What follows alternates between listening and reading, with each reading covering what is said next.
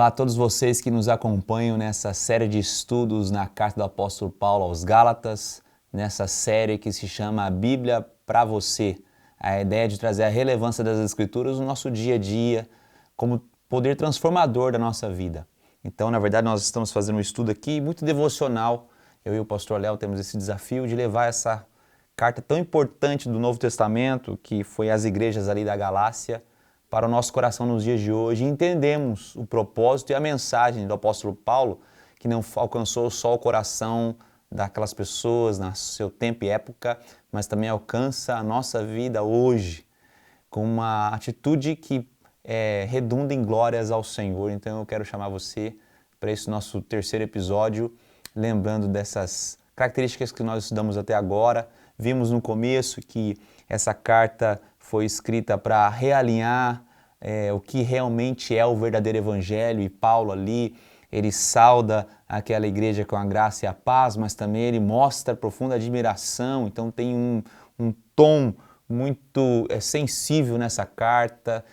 Parece-me que Paulo realmente estava embasbacado com o coração dúbio dessas pessoas em certo momento seguir o verdadeiro evangelho, mas serem judaizantes estarem ali querendo colocar preceitos, leis, dogmas para que eles pudessem ser aceitos por Deus. Nós falamos um pouco sobre isso. Nós até brincamos com uma fórmula matemática. Eu quero aqui lembrar esse aspecto, que ali estava sendo pregado ali para aquelas igrejas que apenas o sacrifício de Jesus na cruz não era suficiente. Então nós brincamos com uma fórmula matemática que Jesus precisava de adicionar alguma coisa. Eu vou colocar aqui a palavra coisa, que eles podiam adicionar ali para a circuncisão, dietas alimentares, rituais, assim por diante, no sentido de judaizar essas pessoas para que eu pudesse ser aceito por Deus. Então Paulo começa a questioná-los, fala assim: desde quando foi esse evangelho que foi pregado a vocês? Desde quando vocês ouviram isso de mim? Porque Jesus fez a obra completa e suficiente, não precisamos agregar nada, nem excluir nada do que Jesus Cristo fez naquela cruz. É por isso, só lembrando, no capítulo 1, versículo 6, ele fala: admira-me que estejais passando tão depressa daquele que vos chamou na graça de Cristo para outro evangelho. Ele começa a falar assim: existe uma outra mensagem. Qualquer adição ou subtração da mensagem do evangelho não é evangelho coisa nenhuma. E muitas vezes nós temos que trazer isso para os nossos dias. Será que nós estamos adicionando coisas, achando que precisamos ter algum linguajar, algum modo de se vestir, algum clã espiritual, um gueto espiritual que precisamos frequentar para que isso venha mostrar que somos aceitos por Deus? Com certeza não. É claro que nós não estamos aqui excluindo a nossa mudança de vida, até do nosso falar, do nosso agir, mas isso é uma consequência de ser aceito por Deus. O que estava sendo pregado aqui, esse outro evangelho, era que eu precisava ter algumas atitudes para que assim eu fosse aceito por Deus. E ali nós caminhamos sobre a carta no começo, dizendo que o evangelho estava centralizado em Jerusalém, mas com a perseguição o evangelho alcançou outras regiões e alcançou os gentios, aqueles que não eram judeus. Então os primeiros gentios cristianizados, se é assim que eu posso dizer, aqueles que foram alcançados pelo evangelho, surgiram, e ali na região da Galácia também foi o caso, e o apóstolo Paulo foi esse apóstolo aos gentios. Ele começa essa carta aos Gálatas primeiro mostrando a autenticidade do seu chamado por Cristo Jesus. Nós vimos ali em Atos a sua conversão, que não foi por um homem, mas foi por uma mão de Deus. Quando ele a caminho de Damasco, o Jesus Cristo o encontra naquela situação e muda a sua vida, e ele vira um grande plantador de igrejas, de perseguidor vira um plantador de igrejas e assim por diante. E assim começa a descortinar essa mensagem tão linda do apóstolo Paulo aos Gálatas. No vídeo anterior, o pastor Leonardo nos apresentou aqui uma das grandes mensagens dessa passagem, quando o apóstolo Paulo chama o seu próprio testemunho. Ele coloca ali, falando que, olha, quanto ao judaísmo, no versículo 14, no capítulo 1, avantajava-me a muitos da minha idade, sendo extremamente zeloso das tradições dos meus pais. O apóstolo Paulo mostra aqui o seu zelo. O pastor Léo nos lembrou aqui de um livro que é Paulo, a biografia do N.T. Wright, que ele fala sobre isso, como que esse zelo do apóstolo Paulo não mudou, ele foi realinhado, essa palavra que ele usou. Realinhou-se o zelo pelas tradições judaicas, pelo zelo para o amor a Cristo Jesus. Era um zelo que ele matava as pessoas para seguirem a Cristo, a seguirem o judaísmo, e se muda para um zelo de dar a sua vida pela obra de Cristo Jesus, pelo Evangelho. E foi isso que aconteceu na história do apóstolo Paulo, ele se doando para a pregação do Evangelho, quando ele foi pego quantas vezes sendo preso, apedrejado, expulso das cidades e assim por diante, tantos naufrágios e difamações do seu próprio nome. Foi o que aconteceu com o apóstolo Paulo, porque ele foi esse apóstolo aos gentios. E é isso que nós vamos falar um pouco hoje sobre o capítulo 2, e eu quero aqui tentar discorrer sobre alguns versículos para que a gente possa estudar um pouco mais a fundo a carta do apóstolo Paulo aos Gálatas, no capítulo 2. Ele começa dizendo que 14 anos depois, subiu outra vez a Jerusalém. Agora ele leva Barnabé e também leva Tito. Subi em obediência a uma revelação e lhes expus o evangelho que prego entre os gentios, mas em particular aos que me pareciam de maior influência, para de algum modo não correr ou ter corrido em vão. Ele começa a destacar aqui, Paulo, que ele tem uma reunião. A gente não sabe se essa reunião foi informal, mas ele se reuniu ali com os apóstolos, não para provar a sua autoridade como apóstolo. Aí tem uma grande diferença. Ele não estava querendo provar a sua autoridade como apóstolo porque ele não precisava provar para os homens. Ele mesmo fala que ele era um apóstolo designado pelo Senhor Jesus Cristo. Nós falamos muito bem isso nas aulas anteriores. Mas ele quer mostrar aqui os seus frutos. E é exatamente isso que o apóstolo Paulo vem mostrar. Que, na verdade, ele era como uma árvore plantada, e ele havia ali demonstrado que sim, os seus frutos haviam sido colhidos no meio dos gentios. E é muito interessante que um desses frutos é Tito. Tito era um grego, incircunciso, pagão, e que tinha se convertido a Cristo Jesus, sua vida tinha sido mudada. Então, na verdade, o apóstolo Paulo, um homem muito estrategista, muito inteligente, ele leva um caso real, concreto.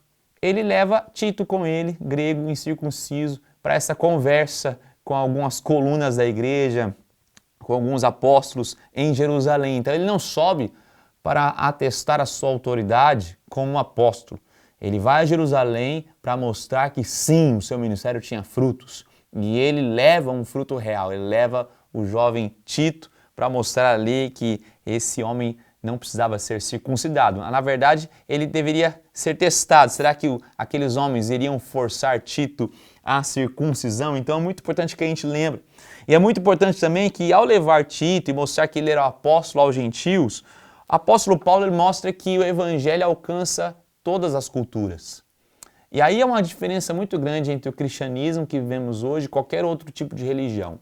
Você já deve ter notado que qualquer outro tipo de religião, ela vai levar o modo de falar, a pessoa tem que mudar o modo de se vestir, ela tem que mudar o modo de comportamento, que fica um comportamento muito estranho, vou dizer a palavra estrangeiro à cultura que essa pessoa vive.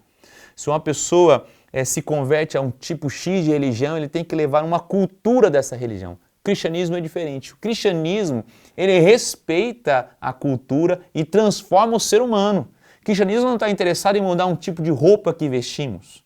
O cristianismo não está interessado em mudar um tipo de palavreado que usemos. O cristianismo está interessado, e essa é a função de Cristo Jesus, em mudar corações. Essa é a grande diferença. Por isso que ele fala, olha, pode sim o evangelho alcançar outras culturas, na verdade, todas as culturas. Aqueles judaizantes, como nós dissemos, que parece-me que havia ali alguns professores querendo judaizar as pessoas, ou seja, eles até criam em Jesus, mas acreditavam que precisavam acrescentar alguma coisa à obra de Jesus Cristo, ou seja, eles não conseguiam aceitar uma justificação apenas pela fé, mas uma justificação por meio diante alguns dogmas, doutrinas, algumas atitudes. Por isso que eles viam o cristianismo não como uma mudança de status quo, mas como uma reforma. Então, há uma grande diferença entre eu e você entendemos o cristianismo apenas como pequenas modificações ou como uma alteração completa do nosso ser. É aí que está. O cristianismo não é apenas uma reforma, Você certamente já sabe a diferença de reforma de uma construção. A construção você começa do zero. Você tem um terreno, começa limpando o terreno, começa fazendo a fundação, ergue os pilares e assim por diante e faz toda aquela obra nova, a partir de um projeto novo, de algo que não existia vem acontecer. Uma reforma é diferente. Uma reforma você adapta aquilo que já é existente. Você constrói em cima de fundações que já existem. Os judaizantes acreditavam que era isso. Mas Cristo não veio para trazer uma pequena reforma, substituir algumas paredes, mudar alguma pintura, substituir algumas portas e janelas. Cristo veio para refazer tudo. Quando nós lemos com atenção, por exemplo, o Sermão do Monte é uma grande figura disso. Ele fala bem-aventurado, ele começa com as bem-aventuranças e ele começa a mostrar vós sois o sal da terra, a luz do mundo. E então, no capítulo 5 ainda de Mateus, ele começa a dizer, vocês ouviram que fora dito aos antigos, porém eu vos digo. Ou seja, Jesus vem falar o seguinte, os antigos diziam X, mas eu vou muito além disso. Eu quero não trazer só para a gente uma reforma religiosa, social ou política. Eu quero trazer uma transformação de coração. E a gente sabe muito bem que uma reforma ela não modifica a essência. Cristo veio para modificar a essência. É mais ou menos isso que está dizendo aqui no capítulo 2.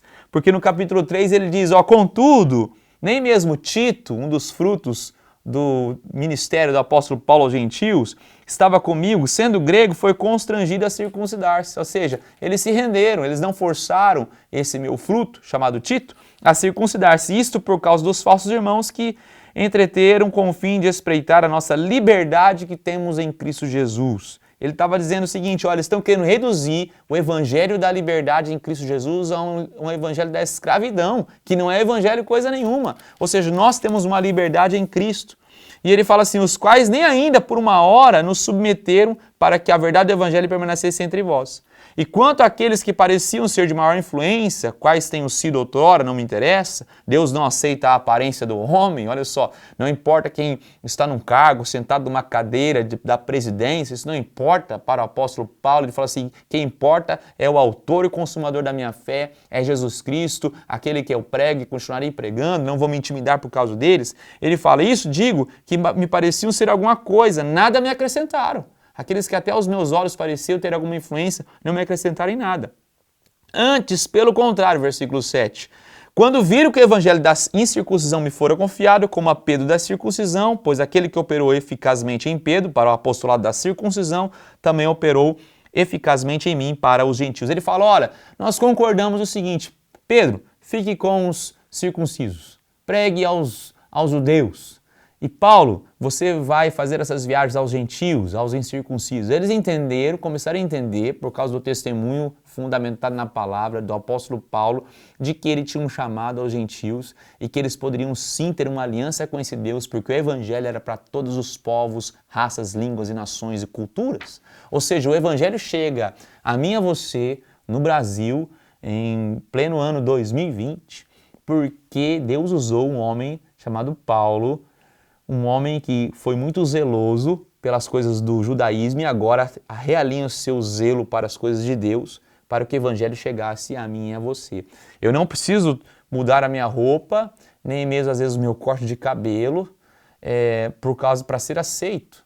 A minha cultura ela continua sendo intacta, apesar dela ser totalmente transformada pelos valores do reino de Deus. O que fora dito aos antigos, eu, porém, vos digo, são palavras do nosso Senhor Jesus Cristo. É bem isso aí. Quando nós entendemos que Paulo agora é direcionado aos gentios e Pedro é direcionado aos circuncisos, aos judeus. Então eu poderia fazer o seguinte gráfico aqui. Vamos dizer que o evangelho, então, ele, segundo os judaizantes ali, eu vou representar por uma mão, e o evangelho pregado por Paulo, eu vou representar aqui por um coração. Por que eu estou dizendo, fazendo essas duas representações? Porque aqui é pela performance, ou seja, pelas atitudes, comportamento era valorizado.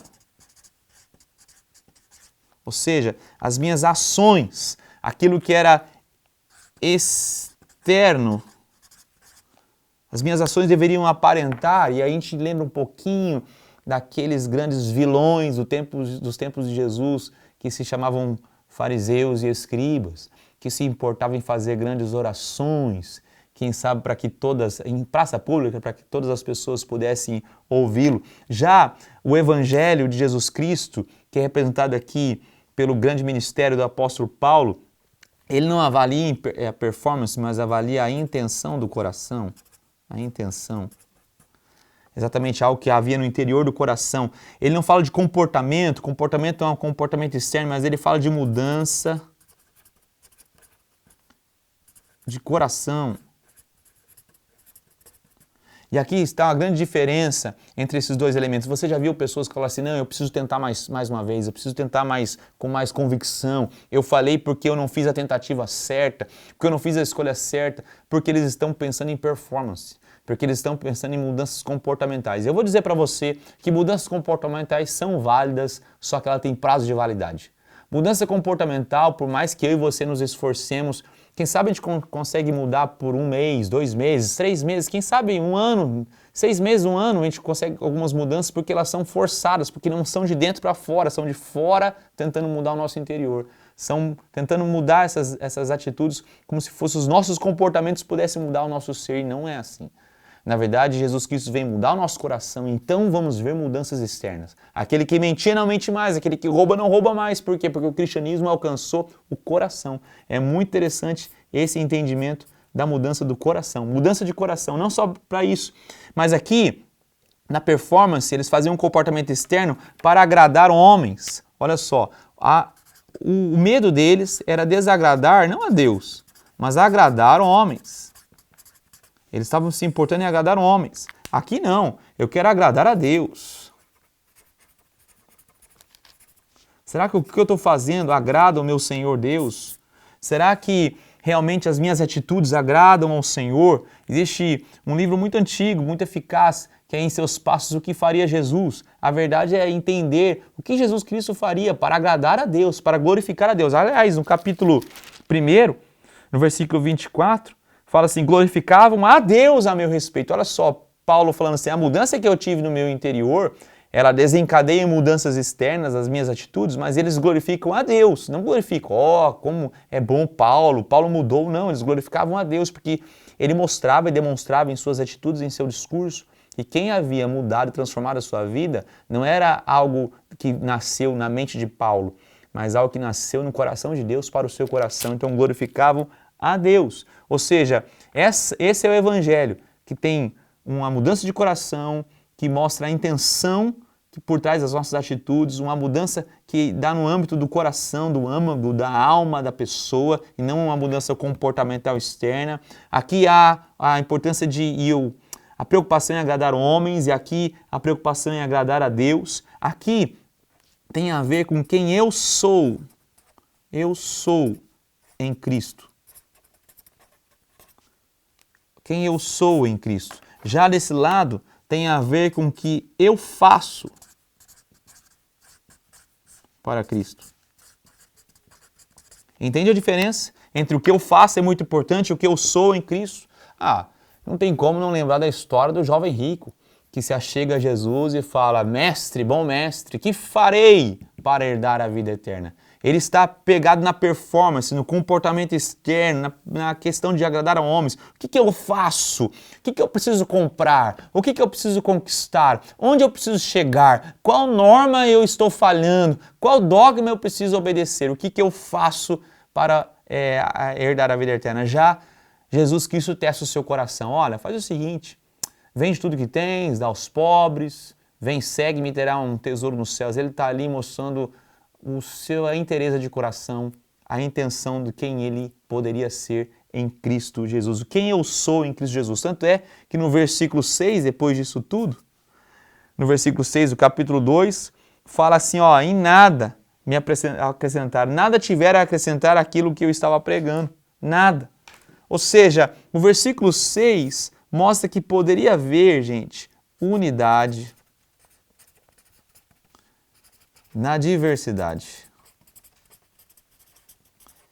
E uma das lições mais lindas aqui desse capítulo, mostrando que Paulo e Pedro conseguiram entender a unidade na diversidade. é uma das grandes lições dessa passagem quando Paulo e Pedro aprendem a andar juntos. Mesmo sendo diversos nos seus dons e talentos, nos seus chamados, nos meios pelos quais Deus estava os usando, eles entendem que eles poderiam andar em uma unidade. É isso que Deus espera de mim e de você. Por isso que é linda a igreja. E Jesus Cristo escolheu a igreja para trabalhar no nosso meio. Eu costumo falar para as pessoas, não pergunte para mim por que Jesus Cristo escolheu a igreja, pergunte para Ele, porque Ele escolheu a igreja. Ele poderia escolher algo muito mais perfeito do que a igreja, muito melhor do que a igreja, mas igrejas somos feitos de homens e mulheres transformados e em transformação por Jesus Cristo, ou seja, pode sim haver unidade, mesmo na diversidade dos dons, e aí que é lindo, é entender que nós podemos aprender uns com os outros, mas não só aprender uns com os outros, sermos exortados uns pelos outros também, o que às vezes a gente não quer, a gente quer aprender, quer sugar das pessoas,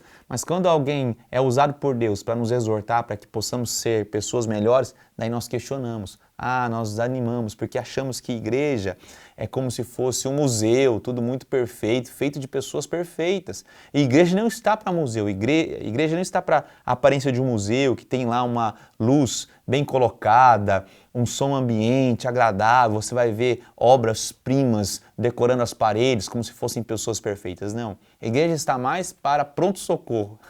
Pronto-socorro é um lugar que às vezes não é tão agradável de estar, você só corre para lá quando você tem uma profunda necessidade, quando você não tem mais outra alternativa, você corre para a igreja e ali você vai trombar com pessoas doentes, tão quanto você vai trombar com alguns médicos também apurados, pessoas que estão em recuperação, pessoas que estão recebendo alta, pessoas que estão dando entrada, ou seja, você não vai encontrar pessoas perfeitas.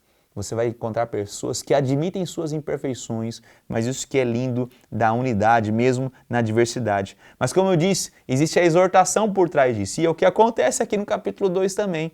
Ali no versículo 11, fala que quando porém, eu vou ler para você, quando porém Cefas, o Pedro, veio a Antioquia, resistir-lhe face a face porque se tornava repreensível. Ou seja, mesmo unidos no propósito, houve um momento em que Pedro foi repreensível. E ele fala, eu resisti ele face a face. Imagina só, apóstolo Paulo resistindo ao seu companheiro ali ministerial, Pedro, porque ele se tornava irrepreensível. Por quê?